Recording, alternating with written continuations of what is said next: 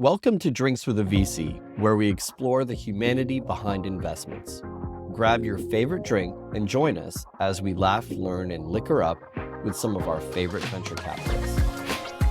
Whether you're a startup founder, fellow VC, LP, or just curious about the investor ecosystem, you've found the right podcast. Please like and subscribe. Hello, and welcome to another episode of Drinks with a VC. Thanks for joining us via whichever platform you are using to view or listen in. My name is Vik. I am the founder and general partner of a seed fund called Green Cow Venture Capital. And as always, I'm joined by my friend and co-hostess with the mostest, Bree Hansen. Hi, Bree. Hello, Vik. How are you doing? I'm good. I think one of us has a very special announcement to make. That is true. I have recently left Birkland, our former sponsor, who we're incredibly thankful for, and am now with Ravix Screw. And I'm very excited about my new opportunity. Fantastic. Yes. And I do want to second Bree and thank Birkland and Associates for the support and the sponsorship from the very formative episodes up until now. They were fantastic partners. And I'm excited. I'm very excited because we've got a fantastic guest on today, the podcast, episode 28. He's got such a fascinating story and a very unique path to becoming a venture capitalist, wouldn't you say? I would say so. He and I have had I guess I would say, joy and pleasure of doing transformational breathing together, or breath work, which is pretty incredible. I've known him since I moved to San Francisco. Super excited to have him on today.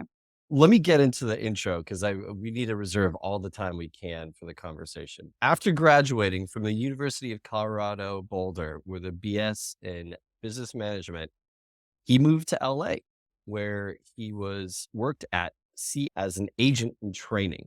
5 years later, he realized his dream of becoming a rock star as a drummer and manager of a band that signed to Epic Records.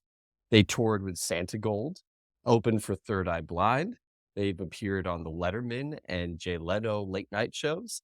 Rolling Stone even named them as one of the 6 artists who defined pop and rock in 2008. When they disbanded after 4 years, he did whatever every musician does. He became an entrepreneur. And first as a founder of a music management licensing company, and then as a director of marketing and strategy of a YC-backed nonprofit dedicated to developing and distributing an HIV vaccine called Immunity Project. He was also the head of business development for a digital marketing group called SparkArt. And in 2015, he made his move into venture and launched his first fund, Ranch VC, making investments in companies like Quip, Albert, Imperfect Food, and Simbi. Then he connected with Jordan Chapman and started Alpha Bridge Ventures. Just last month, they closed Fund 2 under the new fund name of Pure Ventures. Please welcome the pride of Glenbrook North High School, Howie Diamond. Howie, welcome. Wow, what an intro. The pride of GVN. The pride of GVN. Cheers. Cheers. Fun fact about GVN, John Hughes, the famous director, was from the suburbs of Chicago, and a lot of his 80s movies were filmed at Glenbrook North at my high school. What? So the famous scene at Ferris Bueller's Day Off when Ferris dresses up like the dad to pick up his girlfriend in front of the school with the principal out there, that's our performing arts center.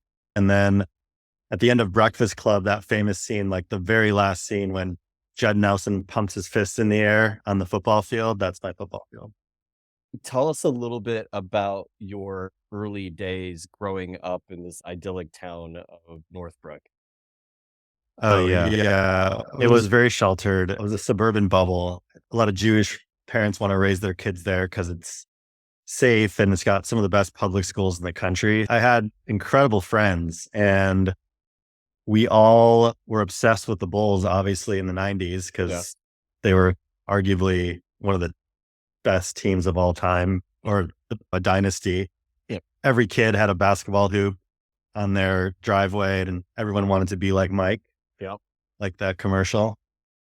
If you haven't seen that movie Air, I highly recommend it. It's incredible. Everyone wanted to have the new Jordans, the shoes when they came out. Everyone played basketball. I still play basketball today.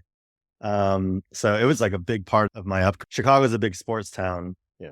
I never played organized sports because I realized I have a problem with authority. So when a coach is like barking orders at me, I don't like it. So I was a big recreational intramural sports guy. Some of my friends dubbed me as like the athlete that could have been, but never was.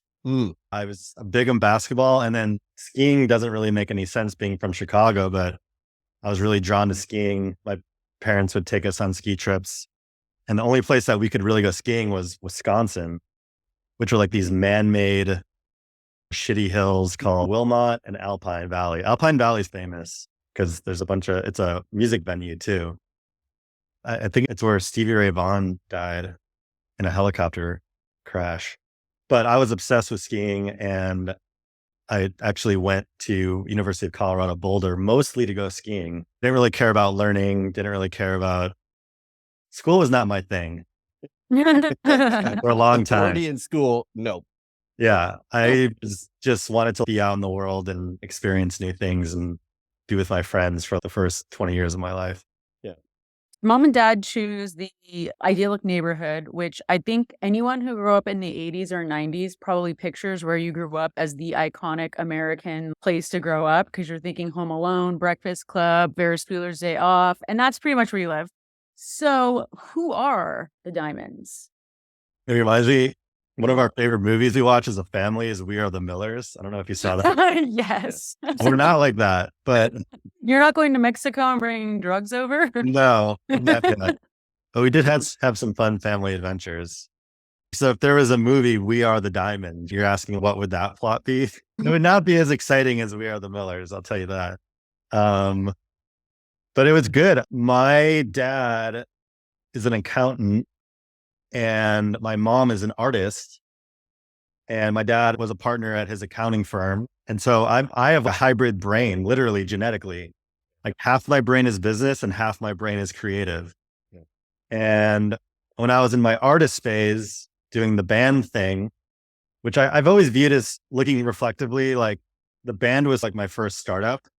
I viewed that as a business more than anything. I played drums in the band, but I was like a co-founder with my partner, Lucas, and Lucas did most of the creative in terms of writing the songs. And I was handling most of the business and also writing my own drum parts and playing drums.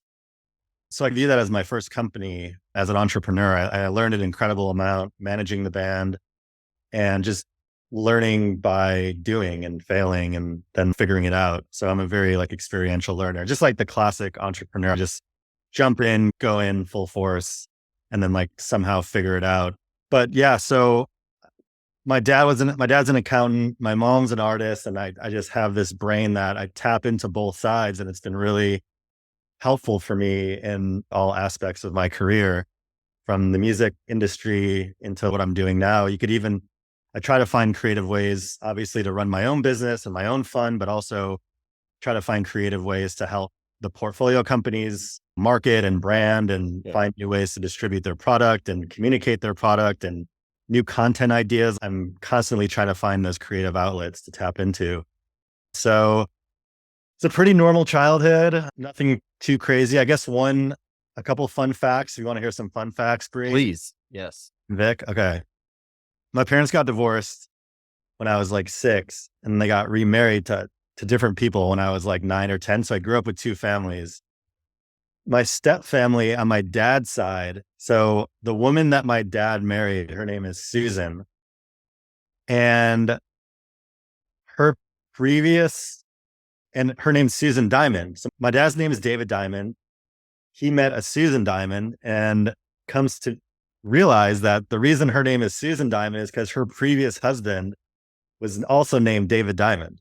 Oh, what? That's weird. Yeah. So my stepmom married 2 David Diamond.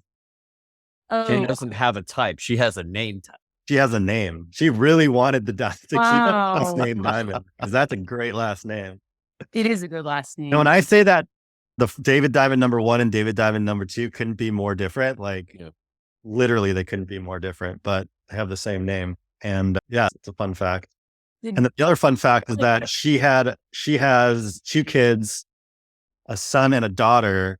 And the son, Craig, is my age. We were actually friends in 7th grade. We were friends and then we became brothers. And Craig was the most Incredible. popular kid in high school, or in like junior high school. He was a 4-sport athlete, got all the chicks. I was a nerd. But by default of becoming his brother, I immediately got propelled into the popular group. A quick question. You mentioned obviously the band, and we'll get into that in a few minutes, but Yeah. did you become a drummer in high school? Were you just into music And literally early? at my bar mitzvah in 7th grade, the bar mitzvah band took a break and I went over to the drums and started playing. I have no idea why. And dad ran over and he's like, all right, you're taking drum lesson. Really? Were you good? I guess I wasn't terrible. I had a natural ability. And then I started a band in high school. We were in a Grateful Dead cover band. And so our house was the house that we rehearsed in. So definitely backfired because we would be playing loud music all day long. The dog would be shitting everywhere. Were you guys jamming like the Grateful Dead, or were you just copying the jams of the Grateful Dead? No, we were improvising. We were doing our own That's thing. cool. I'm a huge, fun fact, I'm a huge Deadhead. You're Wow. and Look, Wow. I'm wearing a hat that says "Don't Trip." That was really like my foray into music was the Dead and Fish, and Fish. the Yeah, jam you- band scene. Before we get into the band stuff, there's so much stuff that I want to cover here. Yeah. You mentioned 2 people, your dad and your stepmom, as being huge influences. And in our onboarding questionnaire prior to this podcast, you listed 2 ex-girlfriends as 2 of the most influential people in your life. I just want to know, why are these ex-girlfriends from high school? Are they from college? Are they from adult life? Adult life. I can't give names, but Okay. the reason why they're so influential was because they're both entrepreneurs. Yeah. And so it was like the first time that I was in a situation where like I felt understood, and it was also like really inspiring, and they challenged me to grow in my career. That wasn't just like a mentor in a professional setting that was helping me grow. It was like my significant other. I can come home and talk about my day and they would understand it in a way that other people couldn't. Okay. Right. And the first one really got me to think more entrepreneurial. Because again, I talked about the band being like my first company, and then I started my own music management and licensing company. But like at the time, I wasn't really thinking about myself as an entrepreneur. I was just like doing things. Yeah. And she was constantly like pushing me to go further and to apply the learnings from music into like my next thing. And she was actually the one that brought me to San Francisco because she started a company that got some funding. We were living in LA at the time. I was so sick of the music industry. I was just like, I'm done with music. I've gotten everything I needed to get from it. It's time to move on. And I got to go to San Francisco to start this company. I was like, cool, I'm coming with you. I like just rode her coattails in. That was an inflection point in my life. Had I stayed in LA, I don't think I'd have the career that I have now in venture for sure. Sure. So between 7th grade and then that second inflection point post band, those are like the 2 major life events that happened early on. So wait, what happened in 7th grade? 7th my grade, you found popularity. your love of the drums, right? Right. It became popular. Popularity, the Became drum. popular, which like gave me the confidence to play Got a drums. brother, right? Got a new brother. That was an inflection point. And then And then you met. starting the band in college, That's right.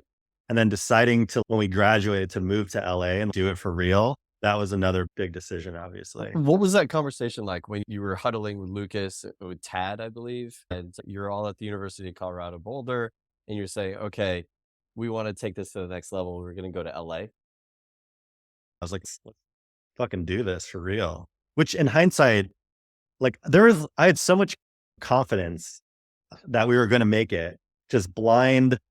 I didn't care. And you hear this story a lot, right? It's almost like when you don't know any of the rules, you can break all of them. There was never a doubt in my mind that we were going to make it. Yeah. It was just that unfettered, just optimism. And it was just a question of how and when we were going to make it. But I just believed in it so much. And I think one of the things that I did strategically as a manager was start working at CAA, because whether I was conscious about it or not, I wanted to learn more about the music industry. And so working in the music department at the top agency in the world and getting mentored by one of the top agents in the world really helped me as a manager manage my own band and get paid to learn, which I think is a life lesson that I want to teach to everyone out there. And paying hundreds of thousands of dollars to learn in a classroom, I found it to make more sense to go out there and get mentors on the job skills training through a mentor and get paid to learn, because I thought those skills were much more applicable. And so that's been like the sort of methodology of both of my careers. So it's helped me become a better manager, learn the music industry from the inside out, and then also give our band sort of an unfair advantage, because I had all these relationships now with agents and managers and had all these connections. And with anything, it's all about Wikipedia will tell you a lot of things. And Bree and I went down the rabbit hole of learning more and more about the band that was called Low versus Diamond. But before it was called Low versus Diamond, it was called 1984 and then Colored Shadows. And then something happened on one fateful night. You got into a fight with a former bandmate's girlfriend named Low. Bree and I are both dying to understand. Yeah. What was this fight about? A little bit. This is a little bit hyperbolic. Like I think our publicist went a little too far with this, because like the story exactly piqued your interest, right? Yes. Yes. It piqued Absolutely. everyone's interest, and everyone likes a little bit of drama. It wasn't. Basically, what happened was Ben started the band with Lucas and I in Boulder, and when we moved to LA, Lo was Ben's girlfriend, and we just had creative differences. Yeah. Myself and Lucas wanted to take the band one way, and Ben and Layla wanted to take the band a different way. So Ben and Layla just went their own route, and Lucas and I went our route. And ironically, we realized that Ben was holding us back. And like within a year of Ben leaving is when we got signed, because we were focused on Lucas's songs, and Lucas's songs had more commercial appeal for major labels. Was it spiteful to rename the band Low versus Diamond? Maybe, but it was representative of like how everything went down, and we were shocked how it all went down, because at the time we thought the band was going to end when Ben left, because it was one of the 3 core members. And we're like, oh, Ben's gone, let's throw in the towel, that's it. But we're like, no, let's give it one more shot. Lucas will do all of your songs and let's see what happens. And then within a year we were signed. And okay, we didn't see that coming. That's amazing. Pretty crazy. Did you call her Yoko for a while? I never called her Yoko. You can call her Yoko. I tease. Why don't you go ahead and open box A that we have delivered to you to represent your first part. A? I forgot which one's A. It should have your band's name on it. Oh, those are these. Oh, yes. Yes. That's it. The Low versus Diamond mugs. So we decided to go with a merch theme, since you are a former band member. So you'll be getting merch today that represents your things in your life. We started with Low versus Diamond. Now, what was funny about the verses, Howie, is I've known you a long time, and I would call you a lover, not a fighter. So I thought it was really funny that you had this backstory of fighting, and you made it this like head to head. There's always going to be fights in life. It's just, how do you fight well, or do you fight like it's how you fight it's what matters. Sure. So I like to think that we ended things somewhat amicably, but I don't think they liked us for a while. But You just put it in your band name. Did you feel like in the LA scene, with the band scene, you create music, you've got Don't Forget Sister coming out. It's ranked 59 out of 100 on Rolling Stone's top 100. you guys have done your research. 2008.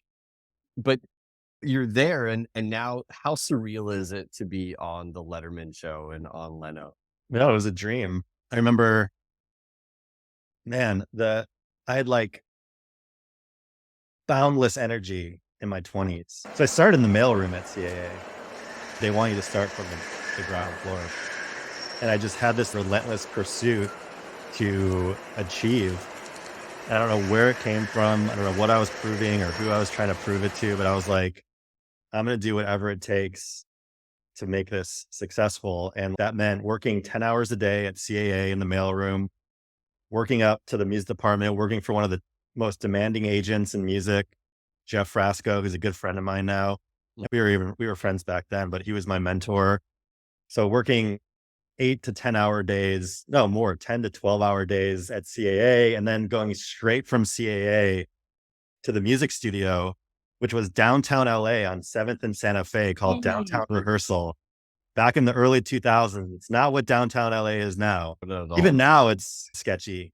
There's still some really seedy areas down there. There was one of those elevators where you have to pull the gate down. Yes. Like two different gates. It was an industrial elevator, and there was like 75 different little rooms, like dorm rooms that every band in LA were rehearsing in.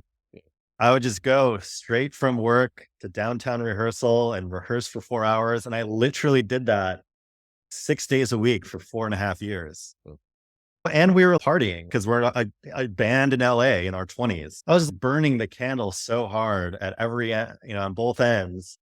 And then to finally see it somewhat pay off. The irony is it never really paid off monetarily, because even though we got a 7-figure record deal from Epic Records, like that money did not go in our pocket. Sure. No. Newsflash for every musician out there. It's like most of it went to recording costs and video production and touring and all that. So we were still living very frugally, but we're getting paid to live our dream, to be musicians, working musicians. And we were touring 8 or 9 months out of the year. We were on the road, and it was incredible playing the late night shows. We released one album, and I'm still very proud of it. And everyone should go to Spotify and listen to it. It's amazing. I still get 10 cents every month for the royalties on that. I feel like I contributed to that royalty check this week leading up to the show. Thank you. So no, it was incredible to look back. I don't even realize at the time, because again, I thought it was, in my mind, it was a foregone conclusion that this was going to happen. So it wasn't even like that surprising to me. But looking back on it, I was like, wow, that actually took a lot of work and time and energy and effort. And it's amazing when you like set your mind to something and you have such talent in place. And this is all metaphors for startups, right? You can achieve it all. And the funniest thing is my parents never understood why I was in a band. And they would always give me shit for it, especially when I left CAA so I was going to be offered an agent position at CAA. The same month we got a record deal from Sony. Wow. That's like a movie. Yeah. And I had a bunch of conversations with trusted people in my circle of friends and family, but ultimately it was the head of music at CAA. His name is Rob Light. Everyone knew I was in a band. I didn't keep it a secret. And I told him my situation, and he said the wisest thing that he could have said, and I still remember it to this day, which was go do your band and have that experience and go on that journey, live that dream. The door will always be open for you at CAA. And the experience that you get as a musician, if you ever want to come back as an agent, this will make you a better agent because of that experience, because you'll be an artist and you'll be able to relate to other artists in a way that other agents can't. Yeah. And it's the same way when like VCs or former founders, they can relate to founders in ways that if you got an MBA and you've just done business school your whole life, you can't relate to what it's like starting a company. So he made it easy for me to go do the band thing. And I never went back to CAA. I really am grateful that I had that conversation with him. I want to get into the operational side in a minute, but first you mentioned two bits that I'd like to just dive a little bit deeper into. The first is the lifestyle. And I think as of late, Silicon Valley has gotten even more flack for a certain lifestyle that people outside of Silicon Valley and even people inside of Silicon Valley believe that founders follow, right? It's work hard, play hard, and there's almost this kind of mentality outside of Silicon Valley that, man, there's got to be like this underground party scene, et cetera, in Silicon Valley. You've experienced the lifestyle of a rock star. You've also been a part of Silicon Valley for quite some time. Is there a truth to that? And do you see parallels in both those lifestyles? Because again, getting to that second point, you mentioned burning out and being sick of LA. And I wonder, is are there parallels there more than we'd like to see? For sure. I think it's a function of age Mm. more than anything. I think in your 20s, you have the stamina to work hard, play hard. And I saw that. I saw parallels to that in Silicon Valley with the younger founders that were going out and partying every night. And it was very similar and representative to what I was doing when I was in a band in LA in my 20s. Yeah. I was able to handle it in my 20s. I could operate on 4 hours of sleep. I was super resilient. My recovery rate was super fast. I know, I just think you're younger and your body can just deal with it. Yeah. I personally have a whole new philosophy around drinking and partying. So Mm. I don't really think it served me. It was really fun. I'll say my 20s were the most fun I've ever had, some of the most fun I've ever had, but Yeah. it was fun for my 20s because I'm going to get into some philosophical kind No. of mentalism here, but I wasn't fully aware of who I was and what I wanted. I wasn't actualizing what was right for me. I was just, which I think a lot of people do when they're younger, is they just adapt to the climate or the culture or the environment that they're in. I'll go all the way back to what we talked about when I was young and I was in the popular group. When you're in the popular group, you have to do what the popular kids do, which is party. And then I went to Boulder, which was a big party school, and I wanted to be accepted. So I drank, so I partied in Boulder and I skied. I loved skiing. So I did, that was true to what I wanted to do. And then moved to LA and I was in a band. And when you're in a rock band in LA when you're 20s, guess what you do? You party. And I never even questioned it. It was just like, that's just what you do. And then it becomes habituated into your life. And then that just becomes a part of your identity. But it took me until I was like 35 years old to be like, wait a minute, I don't even think I like alcohol. Wait, I don't even like to party. I was just going through the motions of things when I was younger. And then you start becoming aware of like how it's affecting you cognitively. It shows up. Yeah. Physically, emotionally, mentally, it really starts to take its toll.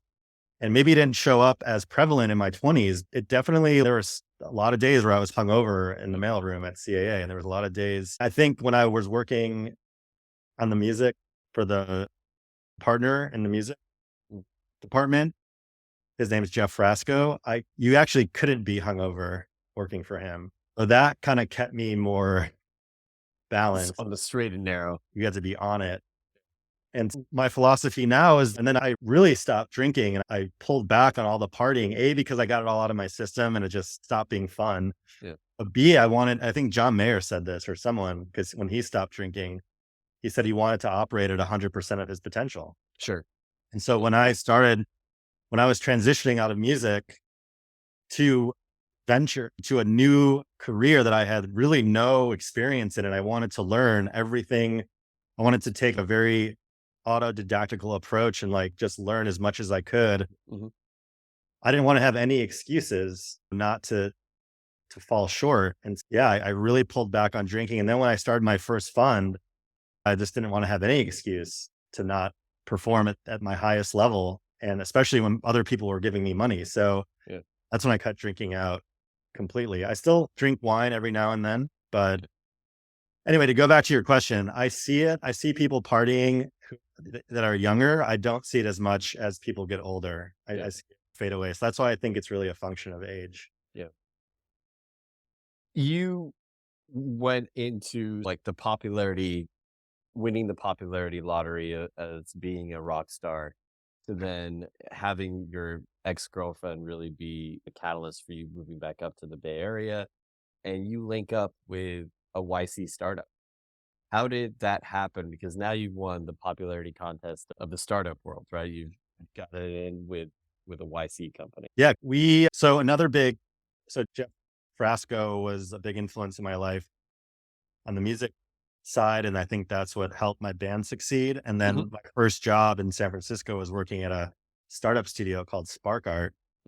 And Naveen Jain, not the astrophysicist, there's another Naveen Jain who was running that company. And that was another just incredible experience to work under a guy who took me under his wing, gave me a business development role, and I got to learn this ecosystem and this industry from the inside out. And SparkArt was this startup lab slash kind of agency model where there was like 25 employees. We worked with a lot of high-end sports brands and artists. So we basically like we were like the CTO for Lil Wayne and Bon Jovi and Carrie Underwood and Janet Jackson and like some of these big artist brands. And that's why I think Naveen wanted to work with me, because I had the music background. And then we like ran all their websites. We handled their fan club, VIP ticketing services, et cetera. And then we'd come up with innovative ideas to bring to their like new ways to engage and monetize their fan base, et cetera. Sure. We also worked with sports brands like UFC and like Pro Bull Riding and a few others. But then there was this startup lab incubator where we would like, Naveen would literally spin out companies out of SparkArt. And one was like Redbox tickets, like the Redbox, they don't really exist anymore, but they were the DVD rental company. Right. So he started selling concert tickets. He like used it as a ticketing distribution mechanism to promote and sell concert tickets as a discovery of concerts in your area. And then you could buy the tickets right there. So we partnered with startups, helped accelerate them. We came up with our own ideas. We had the full suite of services to bring an idea from 0 to 1. Mm-hmm.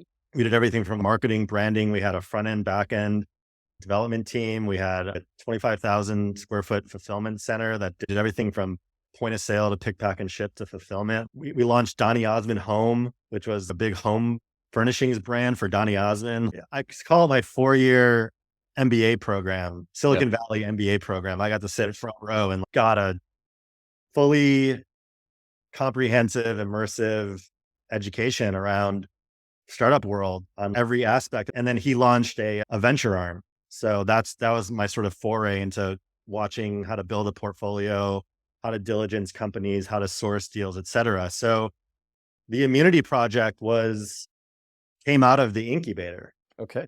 We partnered with a doctor who was working on a novel vaccine for HIV. And I know nothing about biotechnology. I was way outside of my purview. The science was validated. And then I helped on the marketing side tell the story. And I had to learn about the science. And I had to learn how to distill this complex science into palatable narratives that people could understand. And we ended up being one of the first 3 or 4 nonprofits to be accepted in YC winter 2014. So all of this was just being in Silicon Valley from 2011 to 2020, pre-pandemic, just incredible energy, fertile environment, going out, meeting people, so much serendipity and optionality happening. Like you have one conversation with someone at a bar that leads to something else, that leads to there's so many networking events. I just fully dove in to that ecosystem and didn't come up for air for 10 years, then somehow became a venture capitalist when I did. But and you came up for air and you went back to the CPG roots. And so Ranch VC was born. How did that happen? What was the catalyst to bring that to fruition? Basically, I just took the learnings that I got at SparkArt and then at some point had the confidence and courage in 2015, I had the confidence and courage to be like, hey, I think I could do this on my own. And then also there were people in my network who were not in Silicon Valley who saw what I was doing out here. Yeah. And were like, hey, we like you could be an access point for us potentially. Like what you're doing seems really cool. Like, would you invest in companies? It was like organic inbound interest that was like, here, take 50K of mine and see if you can do something with it. Yeah. So 2 things, like one, a lot of my friends were founders that were starting companies that were becoming very successful. And I was like, it can't be this easy. Yes. 3 of my friends built companies that were $100 million businesses. And I could easily have gotten in if I had money. Yeah. They're my friends and they would take my money. I didn't even know, I didn't have the money at the time. And I didn't even know what questions to ask. But it was just being at the right place at the right time, knowing the right people. And then my uncle, who's his name's Rick Levin, and my aunt, her name's Kimberly Weiner. My uncle runs a real estate business in Chicago, and they're big real estate investors. They own a bunch of property in Chicago, and they thought it was like really cool what I was doing out here. And so they actually gave me they wrote the first check into Ranch Ventures. And then that kind of got things started. And then I was like, you know what? I'm seeing so many companies with an idea on a whiteboard. Again, this is like 2020, 2013, 14, 15, 16. Like I could raise a couple $1 million for a fund. I've seen really dumb ideas raise a couple $1 million. I could raise a couple $1 million. Come on. That's something I could do. And so it was not easy because I was a first time fund manager, solo fund manager, had no track record, but I just went out there, shook a lot of trees, pounded the pavement, and somehow scrounged up 2 million for the first fund. And it was as generalist as you can possibly imagine. No thesis, no like concentrated equity strategy in terms of like ownership. I was literally like, I need to put points on the board, establish a track record, and prove to myself and my early investors that I can pick winners. And I just want to write 50K checks to do that. And that was basically what Ranch Ventures was. And you did, and you found the Quips of the world, the Alberts of the world, Imperfect Food, Simbi. I know I'm missing a bunch here, but you were very successful in your own right, starting 2015. And you've always been more consumer CPG focused. On the other side of the equation now, you meet Jake, and Jake isn't really consumer focused by nature, but you two hit it off. How did that come about? We met on the pitch. Okay. So Season you met one. on the pitch show. Yeah. Season 1 or season 2. Okay. And we mostly bonded around the founder mental health stuff, which I know that you want to talk about. Yeah. So he was a solo fund manager running Gelt Ventures. I was a solo fund manager running Ranch Ventures. We were bonded on like the shared misery of running our own respective funds by ourselves. So we would meet up once a week and just vent to each other and try to help each other.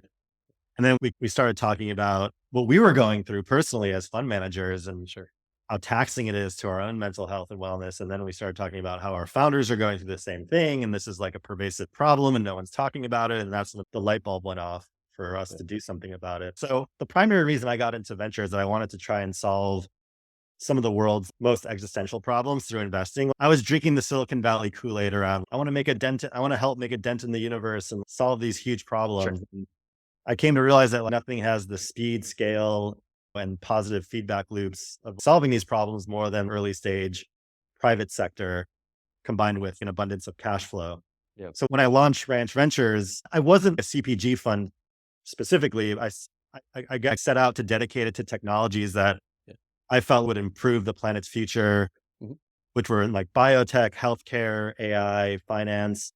But then I just saw an opportunity and I understood the consumer sector as just in a way that I didn't really understand these other sectors because I don't have a background in biotech or healthcare or AI.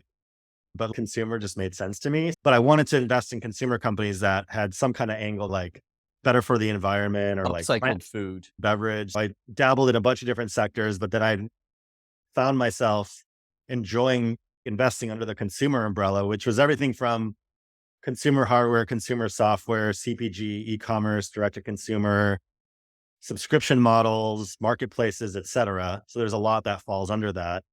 And then I met Jake, who was more investing in frontier tech, which was under that is biotech, aerospace, AI, autonomous vehicles, technologies, companies that have a much higher bar for scientific and technological complexity.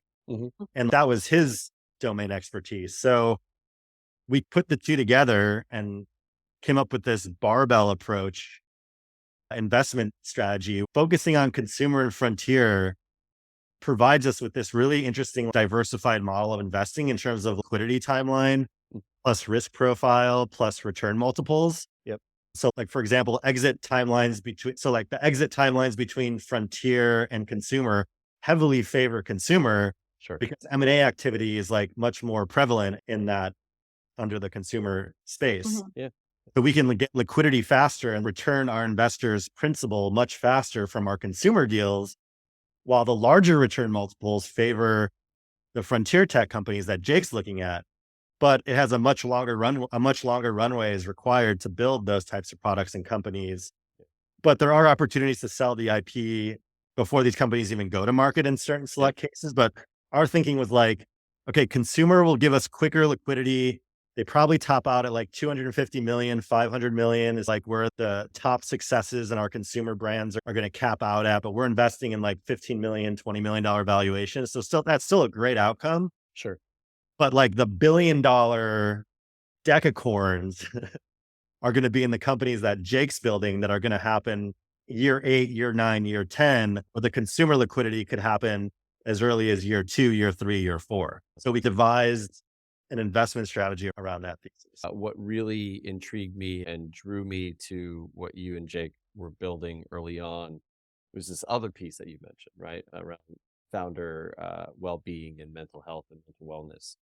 And it always surprised me that um, the spotlight always shines on mental illness and wellness when tragedy strikes, right? When the Aaron Schwartz of Reddit commits suicide, or Tony Hsieh at Zappos, or Unfiltered's Jake Miller, John McAfee, right? We talk about all of these folks, and then it gets put under the rug and not talked about, and it's until another tragedy strikes.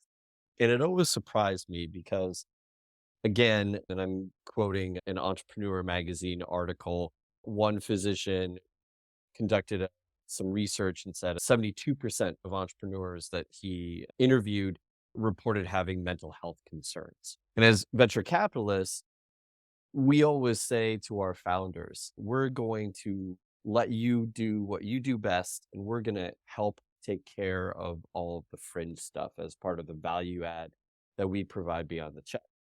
But rarely do you see VCs, if ever, really focusing and incorporating that focus on the mental health of their founders into their thesis. And that was something that I thought was just so brilliant, so blatantly obvious, and something that all of us as venture capitalists should strive to do. And I'd love to dig into that, both in the context of, look, when you first started Alpha Bridge and before Pilea began, how hard was it to strategize around this and bring this into your thesis and fold it in and then bring that to your founders? It's a classic startup story. Like I said, in my 20s, I wasn't dealing with any issues of like burnout or stress or anxiety. I've always acclimated to the stress in my life, and it just became normal. It wasn't until I moved to San Francisco and ended up really starting my first fund and I was like 35 is when I started really experiencing the problem firsthand. I think I experienced a little bit as an artist during the band years. And then as a founder for the music management and licensing company, I think I was dealing with some things, but I wasn't really aware of it. When I started my first fund, there were signals that my body was giving me that like things were not okay. Yeah. I actually had a panic attack on an airplane. I was in Europe because my first fund, I was like, I need to overperform on every level. I need to make this a success. I'm putting all my eggs in this basket. I got to do whatever I can to make this happen and to make this successful. The thing about being a venture capitalist is you don't know if you're successful until 5 years in. So a lot of it's like speculative. But I wanted to do whatever I could to build my reputation and be a very value add partner to the companies I was investing in and be a great steward of capital to my LPs. So I would overperform on like reporting and communication to my LPs. And then I would like literally go, and I flew to Europe for one of my portfolio companies to negotiate international distribution deals to help them grow internationally. Yeah. And I was overseas in France representing one of my portfolio companies. And the day before I was supposed to come back, I was also simultaneously raising money for Ranch Ventures, my first fund. The day before I was going to come back, one of the anchor investors in my fund told me he was pulling out. Oh. And I had already made commitments to other deals. And it was like, it really was like a jolt to my system that I think broke me in a way. And on the plane ride back from France, I like literally had a panic attack on the plane and didn't know what was happening and couldn't breathe and went to the bathroom and like breathed into one of those bags. And I was like, They're going to have to do an emergency landing over the Atlantic Ocean. Like, this is crazy. And so I got through that, but then I was like, okay, this is not good.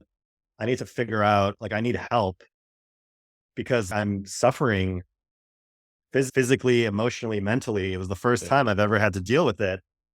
And I didn't know who to turn to because I was very shameful about it. I didn't even know what resources or services were available. I didn't even know what I needed. I was going to Google therapist or something. I didn't even know what was actually happening. The services were not accessible. They were not affordable, and they were not necessarily custom tailored to my situations. What I did was I threw up a Hail Mary and I sent a cold email to Brad Feld. And the reason I emailed Brad Feld is because at the time he was the only VC openly talking about like his mental health issues. And I sent him like a 2-page email. It was like, I laid it all out there explaining like what I was going through. And it was just a cry for help. And luckily, thank God, Brad responded within 24 hours, connected me with Jerry Colonna, who's a big startup coach. And Jerry connected me with a coach in San Francisco who were so that I could afford him and got me on a path of healing. But it was such a broken process to get there. So again, classic startup story. I experienced the problem firsthand. I started validating it anecdotally. I think I mentioned Jake and I started having conversations with our founders because I was going through a lot. And then I would start asking them, how are you doing? And I guess investors never ask founders that question. Investors would always ask, how's the company doing? Right. No, how are you? And they're like, oh, I'm fine. I'm like, no, how are you really? They're like, no, I'm fine. I'm like, no, I know you're not. Like, how are you really? Yeah. Yeah. And then they would open up and we had these like wonderfully transparent, like open, honest conversations about what we were going through because I was going through the same thing. And I realized that this problem was pervasive across the entire ecosystem. Like literally every founder at every stage and every sector of company is struggling to some degree with these types of things. And no one was talking about it. It was like taboo to talk about. Everyone was living this. And so this whole ecosystem was like this false reality of crush it culture. And Silicon Valley was romanticizing and glamorizing what it is to do a startup. And I know what it's like, and it is not sexy and it is not fun. And it is not what these people are talking about. So let's talk about the reality here. First of all, and I validated it with these conversations. And then we substantiated it further with research and data. I think you mentioned a study. We found a lot in this Noam Wasserman study, he's the author of Founder Dilemma. He did a study of 10,000 founders and found that 30% of founders suffer from depression and 27% suffer from problematic anxiety. 65% of startups that fail attribute the reason for their failure to people-related problems. And 30% of failed startups cite mental health issues as a key to their failure. So we're like, okay, this is real. And not only is no one doing anything about it, no one's even talking about it. So let's do something about it. Let's talk about it. This is now Jake and I brainstorming. And yes, it could be a differentiator for us. But first and foremost, we just think it's the right thing to do. I view founders as athletes. Sure. And to be the best at your sport, you need a team of coaches. You need a support team around you to build you up in all of these areas. And founders have nothing. They're just supposed to figure it out on their own. Number one, we thought it was just the right thing to do to help founders in these areas because no one's doing it. And we went through it ourselves and had to figure it out and it sucked. Two, it could be a sustainable competitive advantage for our fund because this problem exists pervasively and every founder needs these services, but yet no one's providing them. We believe that if we provide these services, we can get into the competitive deals. Founders would take our money over other investors' money because we have something that they want that other investors can't give them. And then C, post-investment, this can be a great insurance policy as an investor to know that the founders are getting help in these areas. And this is all in service of leadership development. I want to be clear. The core foundational elements of our program, Pilea, are the cornerstone. The tenets are in emotional, mental, and physical health domains, but it's all in service of becoming great leaders, because we fundamentally believe that if you feel your best, you will operate at your highest potential. That's ultimately what we believe. And so Jake and I really brainstormed around all this and really wanted to make this our platform. And then we realized that we're not the ones to run and operate this. So we had to bring on someone who had the domain expertise in these areas. And that's when we met Dr. Carrie Sullins, who is a PsyD in clinical psychology with a concentration in organizational behavior and development, to basically build and run what's now called Pilea, which is the service platform that we apply to all the companies that we invest in. Fantastic. I think there's a VC gift that we have to open potentially. Is that right, Bree? There's technically 2 more, and you can show the guests both of them. So this one is our Pure Ventures Diamond featuring, of course, Chapman, because now Not you're a Diamond co-author. versus Chapman. It's Diamond featuring. Featuring, because you're a collaborator now. You're not a fighter. You're a I love it. And then, of course, the bag, which is Diamond featuring the Solon Sisters, because that just sounds like a band right there. Yeah.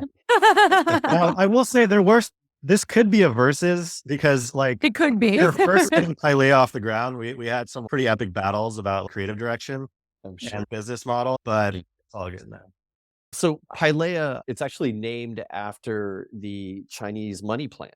Right? Yeah, think actually, that I was wasn't involved in naming Pilea. When we first started, it was called Atlas, and then they changed it to Pilea. So you'll They have to switched it hurry a bit. the name. I like a lot of the branding. I signed up to be a VC who cares, and so excited about where that will go.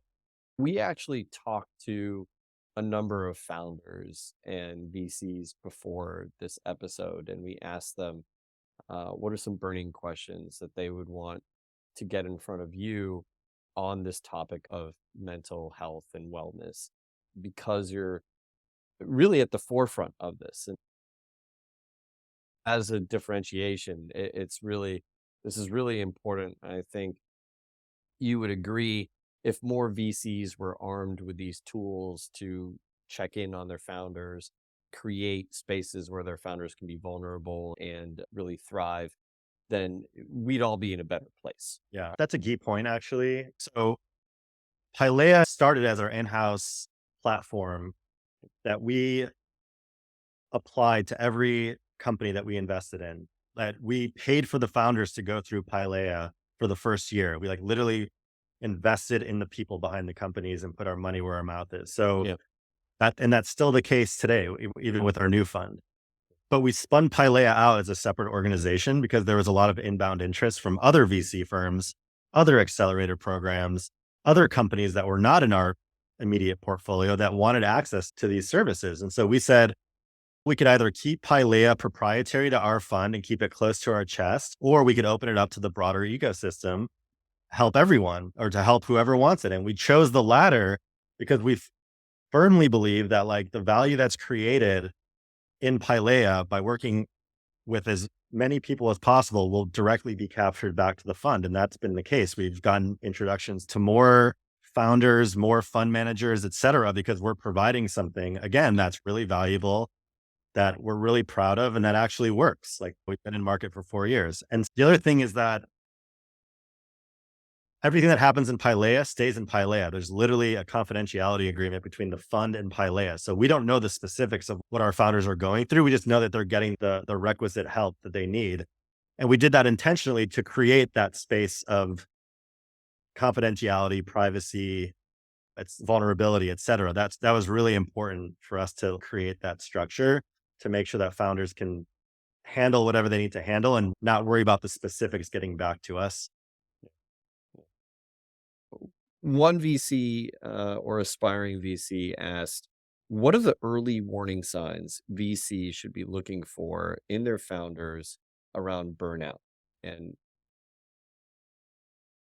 I'm assuming they're talking about isolationism and other things like that. But Howie, go ahead. Yeah, that's a good question, because founders aren't going to willingly divulge how they're feeling to a VC.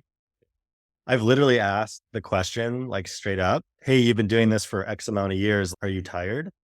Yeah. Like, how are you feeling? And I gauge their response based on that to see how much more gas is left in the tank. That's a question. Again, Kari and her team, I think, do a better job of like getting underneath the surface of what's really going on. Sure. And we will sometimes include Kari in our diligence process. Okay. To diligence the team. We're actually coming out with an article about the importance of we're like uncovering blind spots when it comes to like due diligence on founding teams. Sure. And we feel like that's as important. The sort of founder dynamics and the team dynamics are as important to figure out and to assess as like the business itself. Yeah.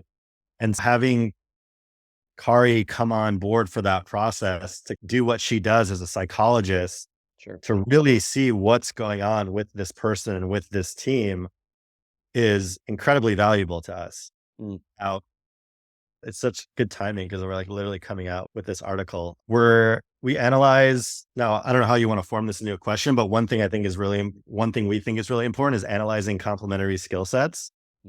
Like a founding team's ability to complement each other and not be redundant, I think is really important. Assessing what their expertise, experience, and knowledge is, and look for the diverse backgrounds that cover various aspects of the business.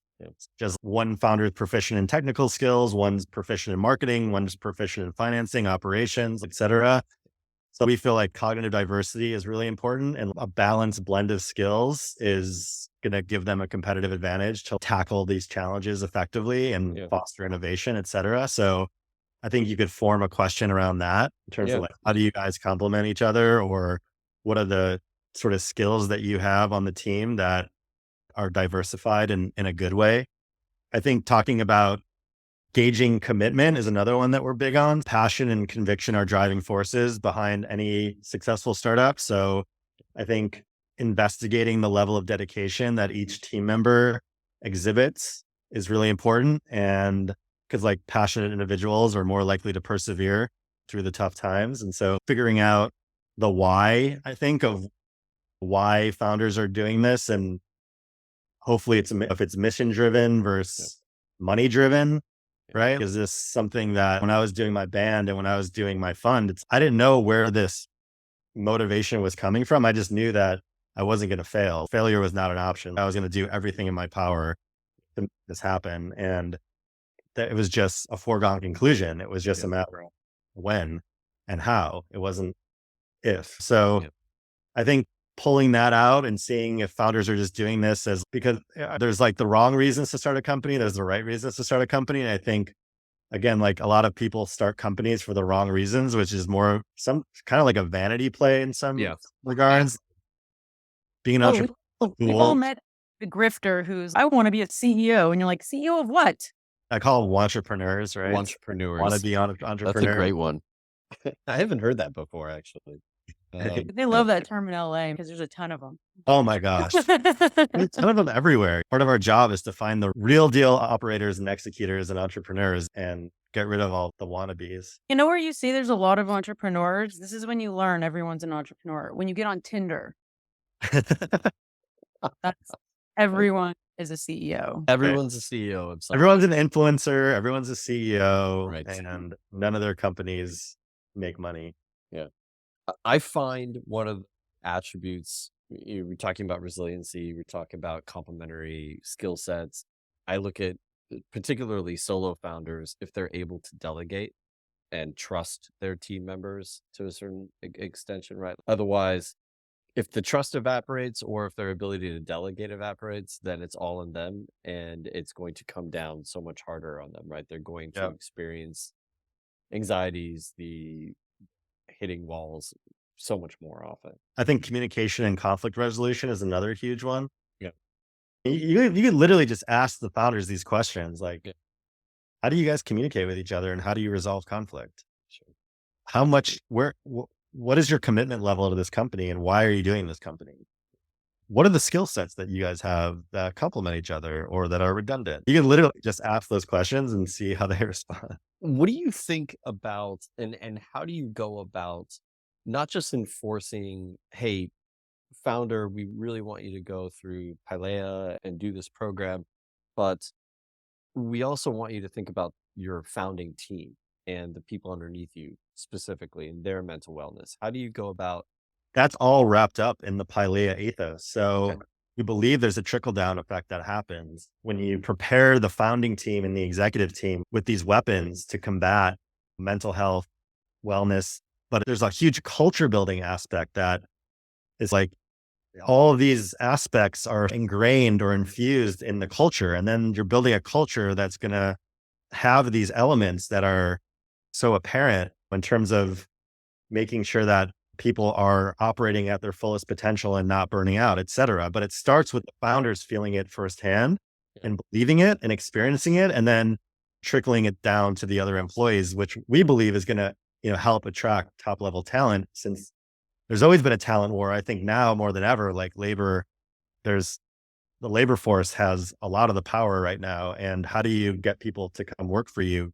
You gotta, I think maybe 10 or 15 years ago, it was about like putting a ping pong table and having as many free drinks and treats or whatever, like sure. perks in the office. I think now it's more about having a work life flow Mhm. and a way to operate that you feel inspired and empowered and heard and et cetera. And all these things are about the culture. It's about empathy. It's about communication. It's about leadership.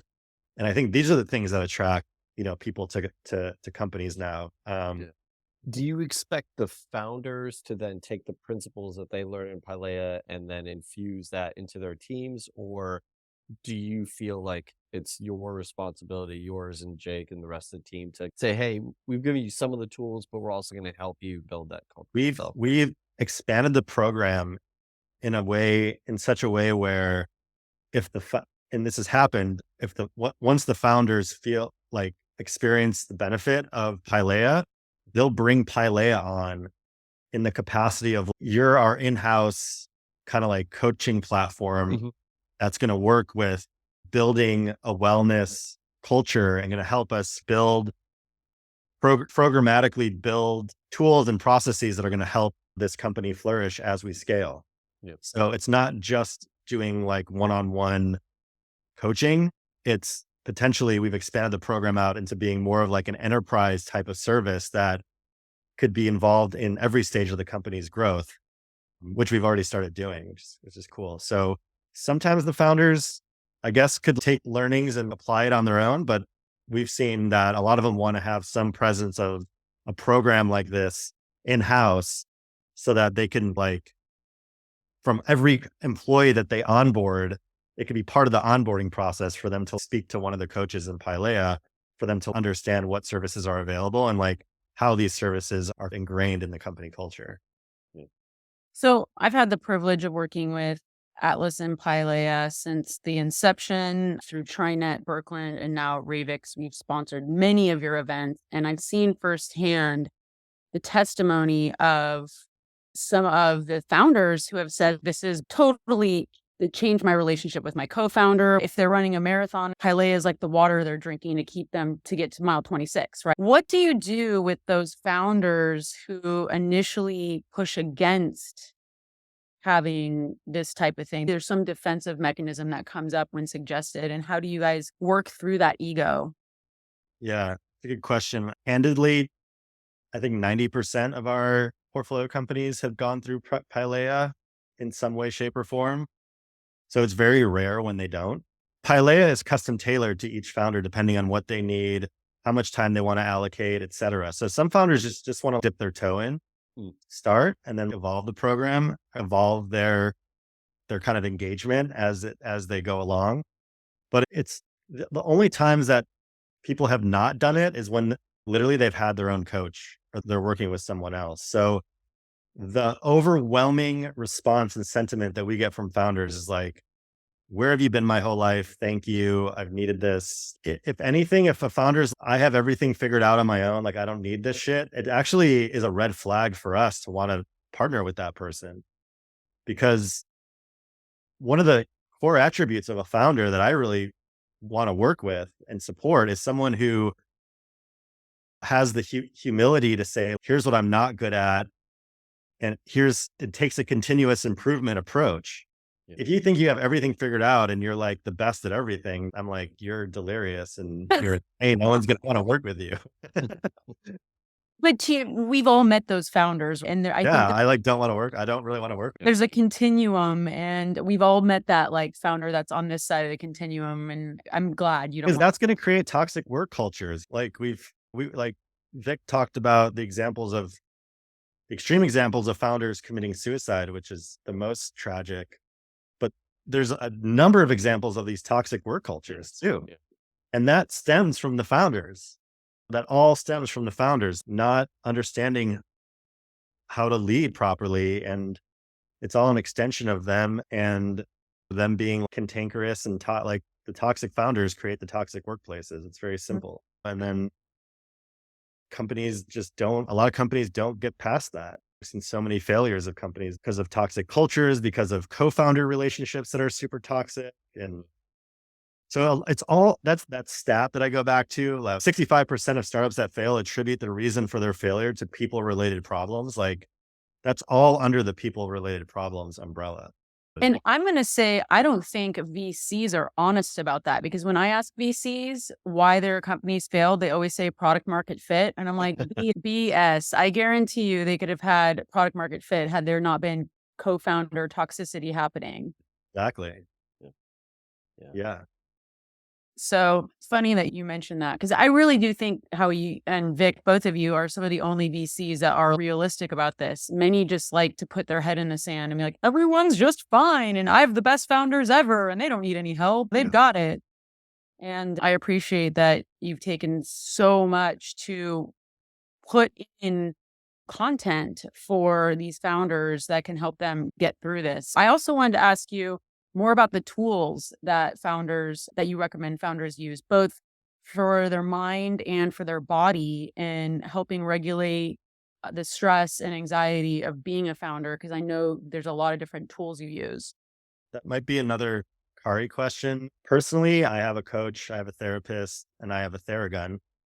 I've been on a long healing journey since I had that panic attack. And it's taken a lot of work to find that sort of balance that helps me, cliche to say, but work smarter, not just harder. There was always this anxiety to work 80-hour weeks. And there was always something more to do. And I realized like the quality of my work was diminishing when you realize that you have to slow down to get further. It's very counterintuitive, but speaking to a coach who has that experience, who has been through these types of things before, has been incredibly helpful. Just to know that you're also not alone, that every founder is going through this. There's a lot of peer group sessions that have been super helpful. I think, Bree, maybe you've been to some of those in the events that we've done. So much of this is just realizing that you're not crazy. Like we're all crazy for doing what we do and like thinking that we can just start a company and out of osmosis and bring it into the world and have it be successful and make everyone millions of dollars. That's crazy. But execution of it and how it's impacting your mental, emotional, and physical health, like that shit's real. And you're not crazy for feeling all the badness that you're feeling. Just know that everyone's feeling it, even though they're portraying that they're not. It's like, that's the false reality that we're trying to kind of dispel. It's like, everyone's going through the same shit to varying degrees. Let's all talk about it, bring it to the surface, and then figure out ways to solve it. And I think literally just acknowledging it through a peer group session, and then people like myself and Vik giving founders permission to work on themselves, because we're investors, we're in a position of power, but like literally that vote of confidence of, hey, I'm betting on you with my money. And we believe that if you work on yourself, there's a higher chance of me getting a return on my investment. Like literally there's a higher probability of success if you work on yourself. Yeah. Just hearing that from an investor goes a really long way for founders to just take that first step. And in terms of what that first step is, it's different for everyone. And that's why Pilea is so great, because they do a full 360 assessment of every person that goes through the program to figure out what are the blind spots, what are the bright spots in their life, what are the things that they're struggling with, what are the things that they're doing well with, like on a sort of multifaceted scale. And then they bring in the right coaches and practitioners to help in all these areas. Some founders aren't sleeping well. Some founders aren't eating right. They have shitty diets. Some founders, there's like holistic health aspects. Every human is different and very dynamic. And we have to like take a very bespoke, custom tailored approach to it. There's no one size fits all. And that's why this program is so great, because it's hands-on, it's high touch, and it's custom tailored. I don't want to keep pitching the program, but it's No, so I think it's worth a pitch though, in a sense that resiliency is built from being at your best. This is a time where I think we're in a very toxic market right now overall, right? Do you feel like Pilea could have worked 2 years ago, but the reason why it's working now and the reason why you're able to close the $20 million fund two, all of these things is because, man, maybe we just really need it right now more than ever before. I think post-pandemic has something to do with it for sure. Yeah. I think founders have always needed it. And like when we launched in 2018, all of our founders were like, we have the same conversion rate then as we do now. Yeah. But I think it's now becoming more in vogue to talk about it, which is also like a huge part of what we're doing is to destigmatize founder mental health and make this subject less taboo and just normalize this subject. And I think now in 2023 compared to 2018, it's becoming more comfortable for people to talk about it, which is, I think, really exciting, because now we're getting into some real conversations, not just how's your company? Oh, we're crushing it. Yeah, everything's great, blah, blah. No, like, how are you? Like that question, how are you? I think that's becoming more prevalent now amongst the founder community. And then that will lead to like sharing of resources, and that will lead to more peer groups, and that will lead to just like a healthier ecosystem, because the rising tide will affect all ships. And the more that we can make this more normalized within the ecosystem, but also create affordable and accessible services that founders feel comfortable reaching out and applying to themselves. It's almost like this should just be this should just be table stakes for every founder who wants to start a company. It's okay. I need my team, I need money, and I need my coach. I need my support group. Those are the things that you need to get started. That should be in the back of every founder's mind, because I think it's just, like I said earlier on, I view founders as athletes, and to be the best athlete, you need a great coach and a support team to help you be the best. There was that Tom Brady show on that series on Facebook. Was it called like Tom versus Time or something? Or I forgot what it's called, but like each segment had a different coach that he worked with, and he had 9 different coaches. He needed a marriage coach. But yeah, but to be the best, some people call him the greatest of all time. He had 8 or 9 coaches to help him get there.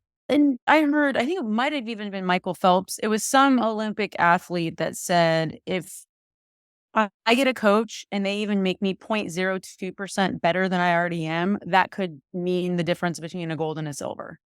So even just a little bit of performance help can make all the difference. So we've just we're like finishing a hype cycle and beginning a new hype cycle. We're going from crypto and I think a wave of PPP loan funding to now we're starting to see companies running out of money, and then generative AI is coming right behind it to get the new funding.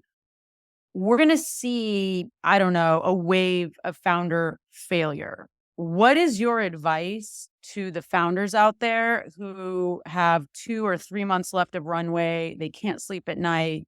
They are stressed. What do you tell them? That's a tough one. Okay. I literally came up with an idea for a solution to this, which is basically, hold on, let me pull up. I created a 1-pager. That's the most VC thing you said. Okay.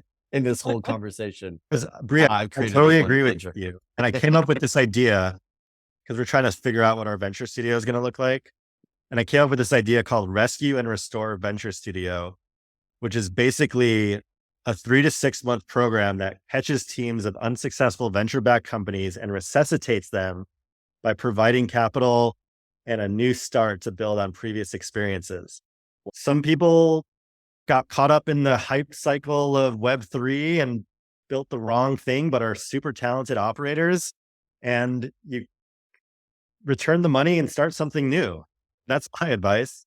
And if we could be literally, if I could institutionalize a program around that, there's a ton of amazing talent that has fallen by the wayside because of what you just said, like the bottom fell out of the market and everything's focused on profitability right now. And there is like very little margin for error as an operator. And so if you're not hitting your like EBITDA milestones and your profitability milestones, like there's just no more money for you to raise, A, and B, you're not self-sustainable. So there's no profits for you to live on. So your oxygen is gone. So let it go and then take the learnings take what you learn from that experience and apply it to your next thing. And I think I literally want to start a venture studio program around that thesis. And I think there's a lot of money sitting on the sidelines that are like, that need to be put to work. I think things will start to thaw out and that money will start coming back, flooding back into the marketplace in 2024, not just going to AI. So learn from your mistakes from before. Don't just start an AI company. Start a company that actually makes money. How about let's just go back to like business building 101. Together. Yeah, everyone's focused on not just revenue, profits, Bree. Yeah, true. Just in my world, maybe in the SaaS world, it's different. And again, in these like deeper tech realms, a lot of times like the IP is worth the most before you even launch. But in my CPG world, it's like you have to make money. Like you have to sell something. Like going back to the most cliched basics, like you have to build something that people want. You have to make it for cheaper than you can sell it for. This is literally going back to like business 101 kind of stuff. But we like forgot about that because we got all like hyped up on like stupid shit. Yeah, it's all about the revenue and the EBITDA will come later. Yeah. Until 2023, where every VC is like, where's your EBITDA? And then venture or startups are like, what the hell's EBITDA? Before we get into our final segment, so if you're a startup founder, if you're a venture capitalist, do we just go to joinpilea.com and sign up for the services and sign up for a concierge call? Is that right? Yeah, there's a free concierge call. But there's like a tab on the front of the homepage, top of the fold that says book a concierge call. And you could get a 30-minute call with one of our coaches and they can walk you through the process and you can ask questions. And you do not need to be funded, right, by Pure Ventures. It's completely, entirely open to all. Yeah. Fantastic.